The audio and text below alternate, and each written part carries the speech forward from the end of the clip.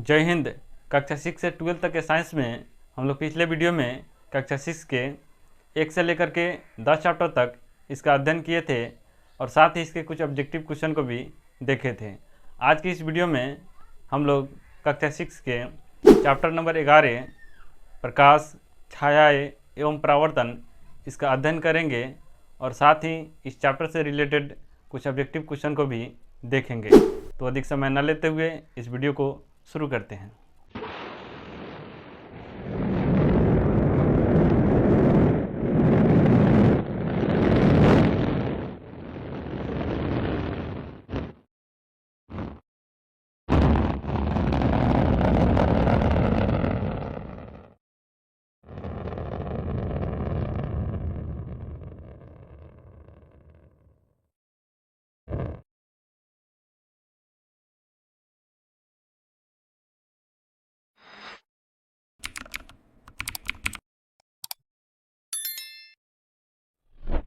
इस वीडियो में हम लोग इन टॉपिक पर बात करेंगे।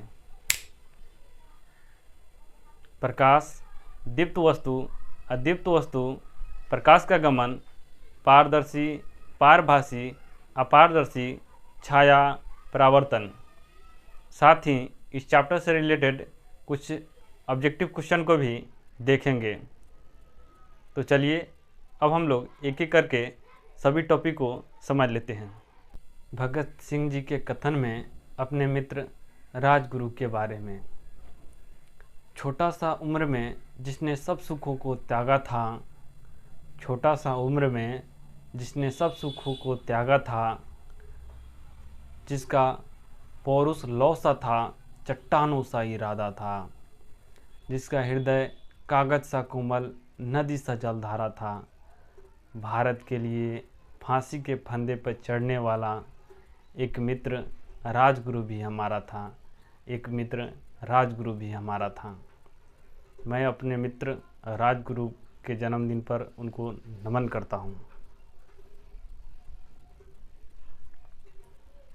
यह आवश्यक नहीं कि हर शरीर प्रकाश ही दे, यह आवश्यक नहीं कि हर शरीर प्रकाश ही दे, कुछ महान क्रांतिकारी के विचार भी प्रकाश देते हैं।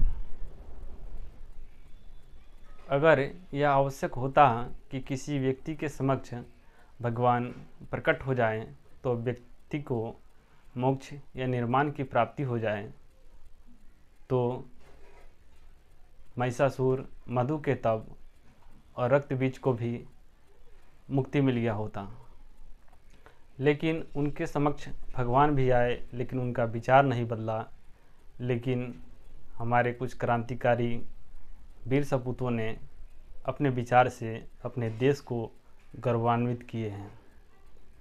उन्हीं में से एक राजगुरु, जिनका आज जयंती है, उनको हम नमन करते हैं, बार बार नमन करते हैं। तो चलिए अब हम लोग अपने अध्याय को शुरू करते हैं। प्रकाश ऊर्जा का एक रूप है जिससे हमें किसी भी वस्तु को देखने की अनुभूति होती है।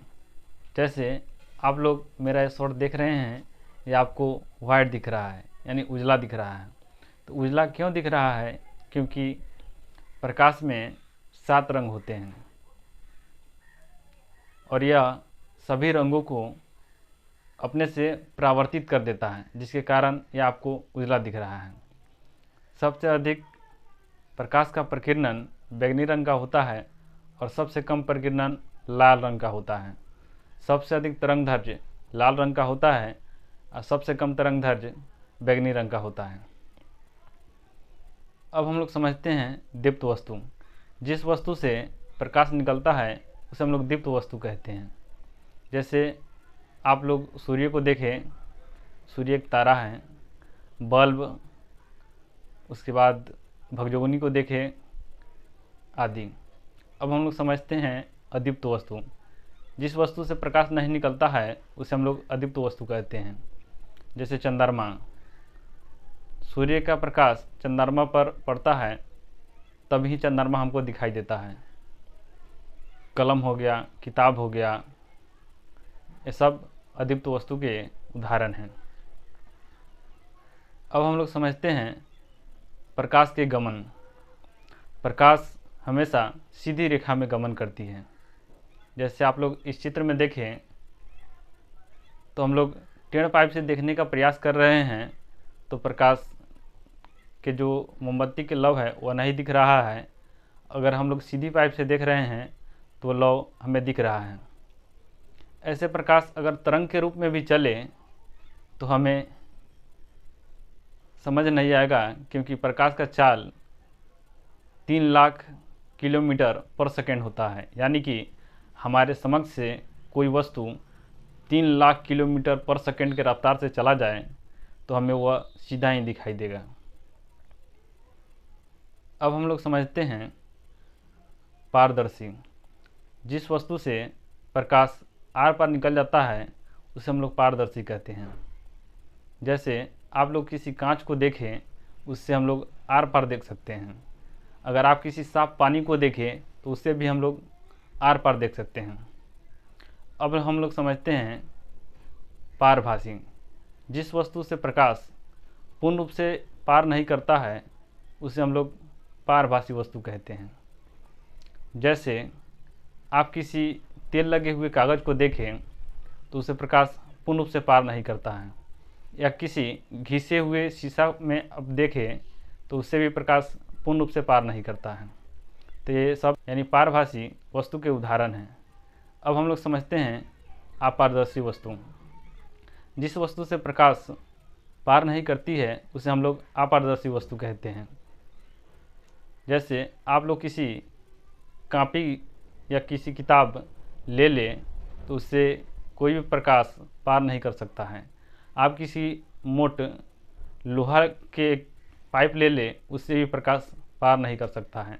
आप किसी दीवार को देखें, उससे भी प्रकाश पार नहीं करता है। यानी ये सभी अपारदर्शी वस्तु के उदाहरण हैं। अब हम लोग समझते हैं छाया को।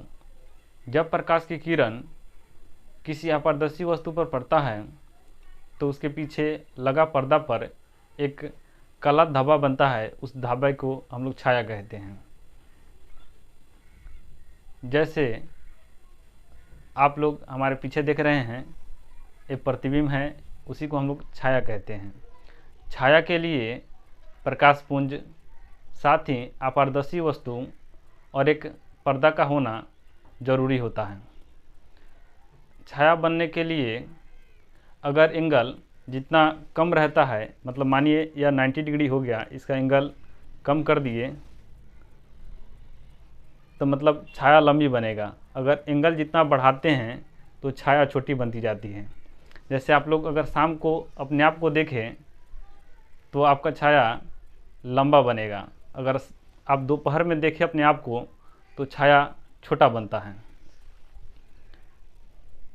और साथ ही अगर प्रकाश के समक्ष किसी वस्तु को लाया जाए तो छाया बड़ी बनती है, और प्रकाश से दूर किसी वस्तु को रखा जाए तो छाया छोटी बनती है। अब हम लोग समझते हैं परावर्तन को। किसी वस्तु से अगर प्रकाश टकराकर लौटती है उसे हम लोग परावर्तन कहते हैं।